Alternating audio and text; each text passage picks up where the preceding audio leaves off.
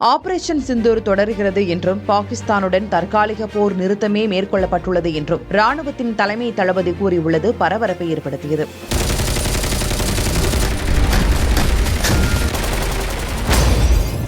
ஜம்மு காஷ்மீரின் பஹல்காம் பகுதியில் கடந்த ஆண்டு ஏப்ரல் 22ஆம் தேதி சுற்றுலா பயணிகளை குறிவைத்து பயங்கரவாத தாக்குதல் நடத்தப்பட்டது. இதில் வெளிநாட்டு சுற்றுலா பயணிகள் உள்ளிட்ட 26 பேர் உயிரிழந்தனர். இந்த தாக்குதலுக்கு லஷ்கர்-இ-தொய்பா அமைப்பின் உட்பிரிவான தி ரெசிடென்ஸ் ஃப்ரண்ட் என்ற அமைப்பு பொறுப்பேற்றது. இந்த தாக்குதல் உலகளவில் அதிர்வலைகளை ஏற்படுத்திய நிலையில் இந்த தாக்குதலுக்கு இந்திய ராணுவம் கடுமையாக பதிலடி கொடுத்தது. இந்திய விமானங்கள் பாகிஸ்தானுக்குள் நுழைந்து அந்நாட்டு ராணுவ தளங்களை கூட விட்டு வைக்காமல் தாக்கியது. இந்த தாக்குதல் காரணமாக பாகிஸ்தானில் பெரும் சேதம் ஏற்பட்டதாக செய்திகள் வெளியாகின. இந்த நிலையில் ஆபரேஷன் சிந்தூர் இன்னும் தொடர்கிறது என்றும் தற்போது ஏற்பட்டது ஒரு தற்காலிக போர் நிறுத்தமே என்றும் இந்திய தலைமை தளபதி ஜெனரல் உபேந்திர திவேதி கூறியுள்ளார்.